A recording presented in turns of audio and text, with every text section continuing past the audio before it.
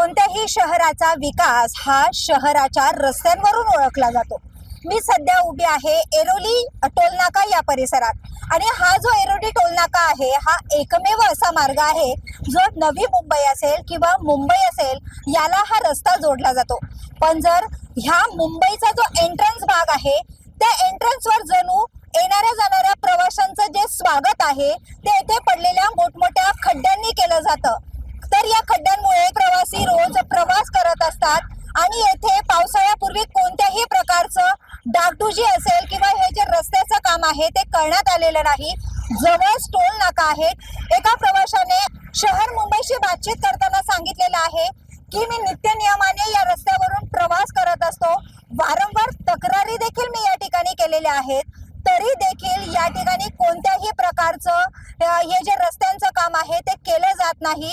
वारंवार तक्रारी केल्यानंतर या ठिकाणी दुर्लक्ष केलं जात असल्याचं त्यांच्याकडून सांगण्यात आलेलं आहे। मैं इधर से रोड डेली इतना बड़ा बड़ा खड्डा है ना, गाड़ी का कभी पाठा टूटता है, गाड़ी कभी बंद भी हो जाती है उधर खड्डे की वजह से। बोल बोल के हम लोग थक गए। मैं कितने बार टोल नाके पे भी बोला, वो बोलते ऑफिस में जाओ। अब बताओ रात के 12-1 बजे मैं ऑफिस में जाऊँ? अब बताओ इसका कुछ उपाय होगा, कुछ हल होगा? ये ऐसे ही रहेगा? बस आएंगे, डामर लगाएंगे, हो गया, फिर बाद में 10 दिन के बाद वो खड्डा फिर ऊपर जाता है। या तो कोई अच्छा काम करो या तो गाड़ी का जो टोल लेते हो उसका कुछ हक अदा करो। अभी हम लोग क्या करें बताओ? कितना टोल भरते हो? मैं 75 रोड डेली। और कंप्लेंट करने के बाद उन्होंने क्या कहा, कौन से ऑफिस में जाने के लिए कहा? मुझे बोलते वो ऑफिस में कोने में कोई ऑफिस है, बोलते उधर जाके आप बात करो। मतलब आप टोल इधर से काट रहे हो, मैं बात उधर करूँ? हाँ, आप देख ही रहे अपने आँख से कि खड्डा है इधर नीचे, गाड़ी को कितना नुकसान है। कोई कोई बेचारे गरीब लोग बोलते भी नहीं, बोले जान तो काम हो रहा है, हम लोग को तकलीफ हो रही है, हम लोग बोल रहे हैं मैडम अभी क्या करें। उस दिन मेरा पाटा टूटा, मैंने पाटा चेंज करवाया हूँ।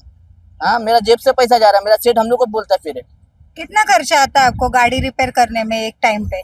अभी पाठा लेने जाएंगे तो 1000 से 1500 रुपया तो उसके ऊपर लगभग जाता ही जाता है। फिर मैकेनिक को कुछ अलग देना पड़ता है, जो पाठा बनाता है उसको भी देना पड़ता है। अब रोड डेली यही करते रहेंगे, मैं रोड डेली आना जाना है मेरा। मैं बोल बोल के थक गया तो मैं बोला जान दो, अब कोई सुन ही नहीं रहा, मैं अपने रास्ते चल लेता हूँ। अब क्या करूँ मैडम बताओ? कोई हल तो निकलने वाला है नहीं, इतना कितना भी कोशिश कर लो कोई हल नहीं निकलेगा। रात के टाइम जब आते हो तो लगभग कितने ट्रक वगैरह खड़ी रहती होंगी इधर? इधर रात में आप 12 बजे के बाद आओ तो ट्रक खड़ी रहती है और जाम भी रहता है इधर। कभी कभी इतना जाम रहता है कि निकलना मुश्किल हो जाता है। मैं रेगुलर आना जाना है मेरा 12। आपका नाम और आप किधर से रोज आते जाते हो? मैं आता हूँ साकी नाका से, मेरा नाम टीपू सुल्तान है, मैं साकी नाका से आता हूँ मैडम। और किधर जाते हो इधर? मैं इधर से डुम्बेली जाता हूँ, रोड डेली मेरा अप डाउन है मैडम। प्रशासन से ये गुजारिश है कि ये रोड का काम जल्द से जल्द करा जाए, कि रोड डेली कोई ना कोई गाड़ी का कुछ ना कुछ होते ही रहता है, कभी कुछ हो जाता है कभी कुछ हो जाता है। मैं तो रात को 12 बजे आता, अब भी जाऊँगा तो रात में आऊँगा। मेरी आप लोग से गुजारिश है कि मीडिया के जरिए से कि ये काम होना चाहिए। ये आएंगे, डामर लगाएंगे, फिर चले जाएंगे, फिर वो डामर टायर की वजह से पूरा घसड़ जाता है, पूरा निकल जाता है मैडम। अभी मैं क्या बोलूँ फिर? त्याचप्रमाणे येथे मोठ्या संख्येने स्कूल बसेस ज्या असतील त्या देखील ये जा करत असतात। त्यात लहान चिमुकले देखील मोठ्या संख्येने असतात। जर भविष्यात एखादी मोठी दुर्घटना घडली तर याला जबाबदार कोण असेल असा प्रश्न देखील शहर मुंबईशी बोलताना एका स्कूल बसच्या ड्रायव्हरने विचारलेला आहे। अंकुश कोले बस ड्रायव्हर आहे। आम्ही ऐरोलीवरून मुलुंडच्या टोल नाक्याकडे येत असताना जात असताना रोडवरती खूप खड्डे पडलेले आहेत। उद्या काय या खड्ड्यामुळे मोठी दुर्घटना झाली तर त्याला कोण जबाबदार असेल?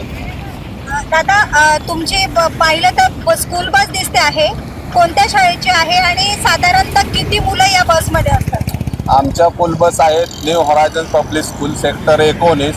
आमच्या बस असे 30-35 बस चालते त्या रस्त्याने रोज डेली सर्व्हिस, डेली अपडाऊन करतात। मुलं शाळेत आणणे करतात।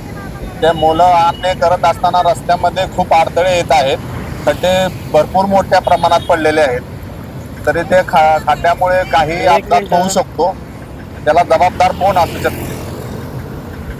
वाहन चालक आहे ते इथून प्रवास करत असतात।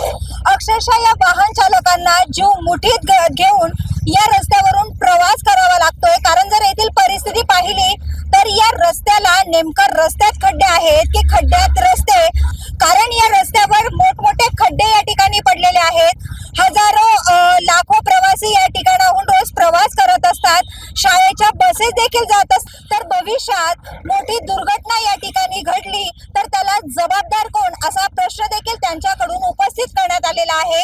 भविष्यात हा जो टोल नाका आहे किंवा मुंबईकडे जाणारा हा जो मार्ग आहे, ज्या ठिकाणी मुंबईची सुरुवात होते त्याच ठिकाणी हा रस्ता पुन्हा हा गुळगुळीत होईल का, आणि संबंधित प्रशासन तातडीने या ठिकाणी ऍक्शन घेऊन हा रस्ता हा पुन्हा हा गुळगुळीत करेल का, असे एक ना अनेक प्रश्न प्रवाशांकडून विचारले जात आहेत. तर आता प्रवाशांची मागणी लवकरच पूर्ण करण्यात येते का, हे पाहणं देखील महत्त्वाचं असणार आहे. व्हिडिओ जर्नलिस्ट प्रताप सह विद्या अमृतकार, शहर मुंबई.